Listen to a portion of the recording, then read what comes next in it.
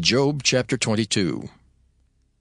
Then Eliphaz the Temanite answered and said, Can a man be profitable unto God, as he that is wise may be profitable unto himself?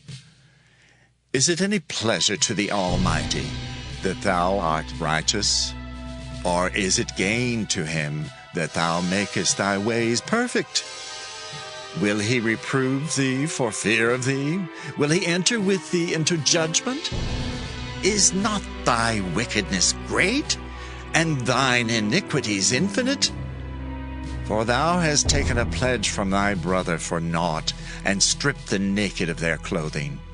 Thou hast not given water to the weary to drink, and thou hast withholden bread from the hungry. But as for the mighty man, he had the earth, and the honorable man dwelt in it. Thou hast sent widows away empty, and the arms of the fatherless have been broken. Therefore snares are round about thee, and sudden fear troubleth thee, or darkness that thou canst not see, and abundance of waters cover thee. Is not God in the height of heaven? And behold the height of the stars, how high they are. And thou sayest, How doth God know? Can he judge through the dark cloud? Thick clouds are a covering to him, that he seeth not, and he walketh in the circuit of heaven. Hast thou marked the old way which wicked men have trodden, which were cut down out of time, whose foundation was overflown with a flood? Which said unto God, Depart from us. And what can the Almighty do for them? Yet he filled their houses with good things. But the counsel of the wicked is far from me. The righteous see it, and are glad, and the innocent laugh them to scorn. Whereas our substance is not cut down, but the remnant of them the fire consumeth, acquaint now thyself with him, and be at peace. Thereby good shall come unto thee. Receive, I pray thee, the law from his mouth, and lay up his words in thine heart. If thou return to the Almighty, thou shalt be built up. Thou shalt put away iniquity far from the tabernacles. Then shalt thou lay up gold as dust, and the gold of Ophir as the stones of the brooks. Yea, the Almighty shall be thy defense, and thou shalt have plenty of silver. For then shalt thou have thy delight in the Almighty, and shalt lift up thy face unto God. Thou shalt make thy prayer unto him, and he shall hear thee, and thou shalt pay thy vows. Thou shalt also decree a thing, and it shall be established unto thee, and the light shall shine upon thy ways. When men are cast down, then thou shalt say, There is lifting up, and he shall save the humble person. He shall deliver the island of the innocent, and it is delivered by the pureness of thine hands. Now, in the 22nd chapter of the book of Job, we come to the third round. This is the third inning, if you please. This is the third time that these men get into the arena to battle an intellectual battle. And as we've said before, this is not so attractive today. I understand they've attempted now in several colleges to have an intellectual bit of back and forth. And for years, I know we had debating teams because of the fact that we engaged in that years ago and that type of contest. Well, it never attracted too many folk, and it doesn't today. But they're building bigger baseball and football stadiums all over the country. It's a mighty poor city today that doesn't have a gleaming multi-million-dollar stadium for athletic events. And very little goes in for the intellectual and even less for the spiritual. But you see, back here, this is an intellectual battle, and it's a spiritual battle. And that is where all of us are fighting. Very few of us have ever been out on the football field carrying the ball or charging or blocking. Very few of us have ever gone up to bat in a major league, but all of us are out in the arena of life today with a spiritual battle, and yet it's not the important one to most people. They'd rather go and sit in the bleachers and watch somebody else hit the ball or somebody else carry the ball. Well, my friend, you and I are fighting a spiritual battle. We're wrestling, Paul tells us, and here is one going on here. Now, it excited people in that day, but we must remember they're not civilized like we are today, you know. We build multi-million-dollar stadiums for physical combat and not the intellectual. That's not emphasized today. Now shall we move ahead here in this 22nd chapter. Then Eliphaz the Temanite answered and said, Can a man be profitable unto God, as he that is wise may be profitable unto himself? In other words, Job, you sure think a lot of yourself, but what do you suppose God thinks of you? And that, by the way, is not very comforting to a man in the condition that he's in at this particular time. In other words, Eliphaz is putting it like this, if I may turn this around. What he's saying is, you are acting as if God might derive some benefit from your behavior, and that if he were restraining you, lest you might become too strong for him, and he's sort of holding you back for that reason. Well, may I say, he's way out in left field. And this is certainly not comforting a man that at this moment does need help, and he needs light from heaven.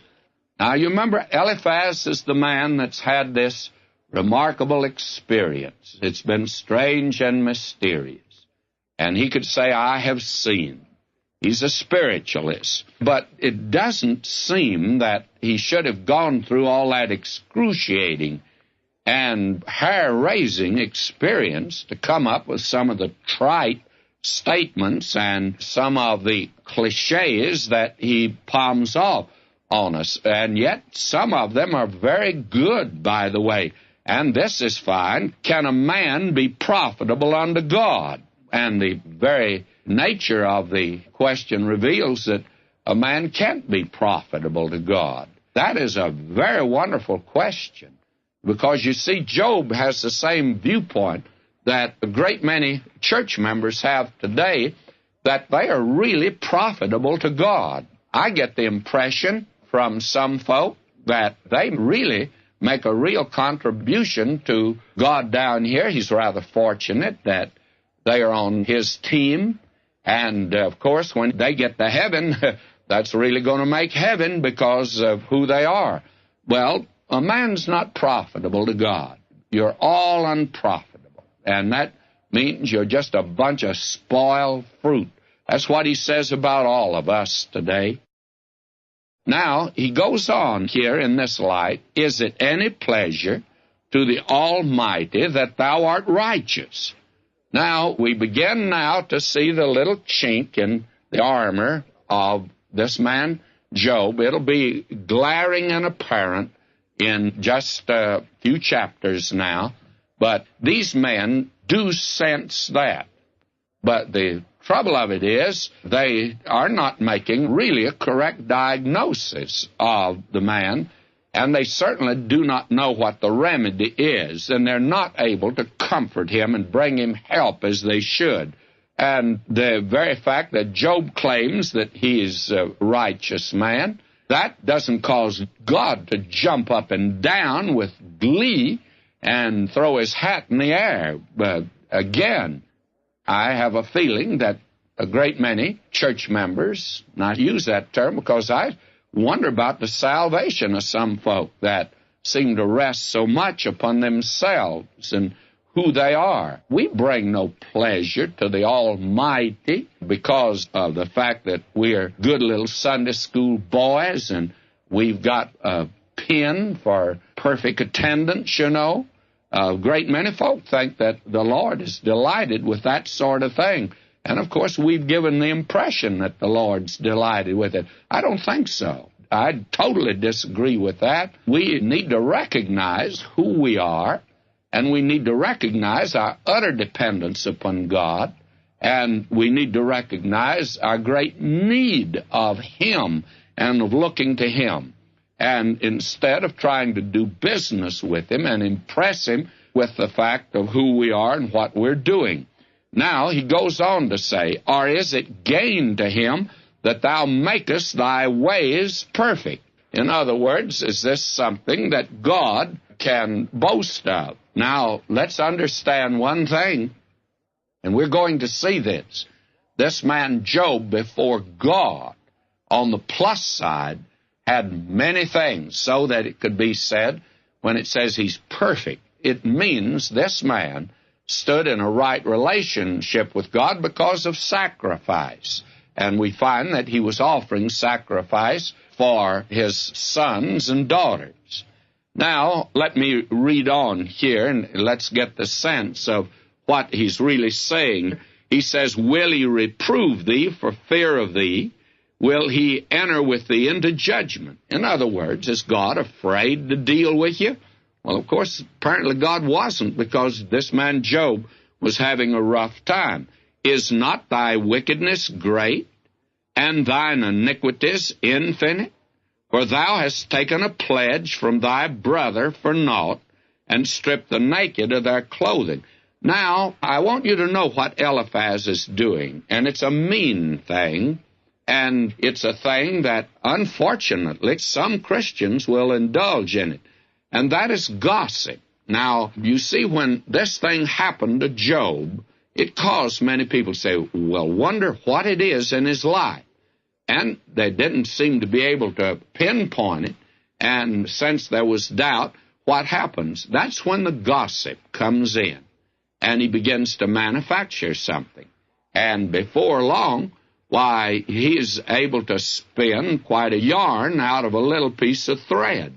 And that's what this man is doing here now. This is the sense of his argument.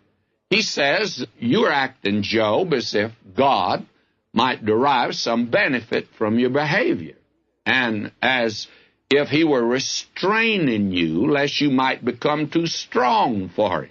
You're just going to become too good for him. Now, he says, wickedness couldn't be greater. And so Eliphaz says, well, I just might as well tell you, this is what you're guilty of. Now he begins to guess. And here's where the gossip comes in. And none of these things are true. In fact, it puts this man Job on the defense. And instead of defending God, of course, he's defending himself. And if there's nothing wrong with him, then God certainly must have made a mistake, and there's something wrong with God. That's always the alternative. Now, listen to him as he speaks to Job. He says, verse 5, is not thy wickedness great, and thine iniquities infinite? Now, here's what the gossips were saying about Job. For thou hast taken a pledge from thy brother for naught, and stripped the naked of their clothing. Thou hast not given water to the weary to drink, and thou hast withholden bread from the hungry. In other words, he's been a real Mr. Scrooge. That's who Job is, according to the gossip. But as for the mighty man, he had the earth, and the honorable man dwelt in it. Thou hast sent widows away empty, and the arms of the fatherless have been broken. Therefore snares are round about thee, and sudden fear troubleth thee. Or darkness that thou canst not see, and abundance of water cover thee. Is not God in the height of heaven? And behold the height of the stars, how high they are. In other words, he says, these are the things you've done. And the word's getting out now. After all, God is up yonder, and he's taken note of it. He goes on, is not God in the height of the heaven? Behold the height of the stars, how high they are. And thou sayest, how doth God know? Can he judge through the dark clouds? In other words, Job, you're doing these things as if God doesn't see you.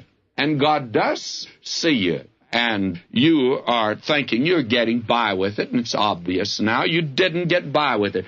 You see, it all rests upon the wrong premise that Job has some secret sin in his life, and nobody knows about it, and what has come to him has come to him because of judgment. Now he says, thick clouds are covering to him, that he seeth not, and he walketh in the circuit of heaven. Now what he's saying to Job is, God is high yonder and lifted up, and you don't see him, but he sees you, and he knows about you. Hast thou marked the old way which wicked men have trodden, which were cut down out of time, whose foundation was overflown with a flood? And the thing that he's saying is this. It's the same old argument that he's given from the first. He rests everything upon some experience that he's had, and he can say, I've seen it. I've seen the wicked, he said. And finally, it all came out, and it's revealed. Now, notice he gives a gospel plea here. And this is something that Job didn't need, actually, because Job actually was a man really in right relationship with God. That is, he occupied a redeemed relationship. He could call God, I know that my Redeemer liveth. Now notice what he says here. And I'll have to drop down now to pick this up. Verse 21, acquaint now thyself with him, and be at peace, thereby good shall come unto thee. Now that is a marvelous, wonderful invitation. But it's sort of like invitations given in many churches today. There sit about 99% of the people that are saved, or at least think they're saved, and an invitation is given. Well, it's almost meaningless. It's almost, to my judgment, it sometimes borders on not only the profane, but it borders on the ridiculous to do that. And to ask Job to accept Christ when he's already accepted Christ is not quite the thing. He says, acquaint now thyself with him. And this is a gracious invitation, by the way. It's a good one for today. That's what God says. The Lord Jesus said, come unto me, all ye that labor and are heavy laden, I'll rest you. And here it is in the Old Testament. Acquaint now thyself with him, and be at peace. And having been justified by faith, we have peace with God. Thereby good shall come unto thee. Well, it's on what you mean by good. What will be good for us? And sometimes discipline is needed. Now he goes on to say, receive, I pray thee, the law from his mouth, and lay up his words in thine heart. If thou return to the Almighty, thou shalt be built up. Thou shalt put away iniquity far from thy tabernacles. These men just keep harping on that. Job, deal with the sin in your life. And there's some secret sin there. And they're treating him now as if he's not even related to God at all. And this man is. Now, he goes on to say, then shalt thou lay up gold as dust, and the gold of Ophir as the stones of the brook. Yea, the Almighty shall be thy defense, and thou shalt have plenty of silver. Now, they assume that God is now his enemy, and God is not his enemy. That has been, I think, one of the great deterrents today to preaching the gospel. Men are sinners. That should be made very clear. But God today is not at enmity against this world. The gospel has made it very clear that God is reconciled to the world. You don't have to do anything to reconcile God. Christ did that for us. And God has his arms outstretched to a lost world, and he's saying to you, you can come now, but you'll have to come my way. You will have to come by the one who said, I'm the way, the truth, and the life. No man cometh to the Father but by me. But, my friend, if you come that way, you're brought in with great abundance and a great welcome, and with boldness you can come into the presence of God. So that these men are not really representing God, as you can see at this time, and this is no comfort or help to Job.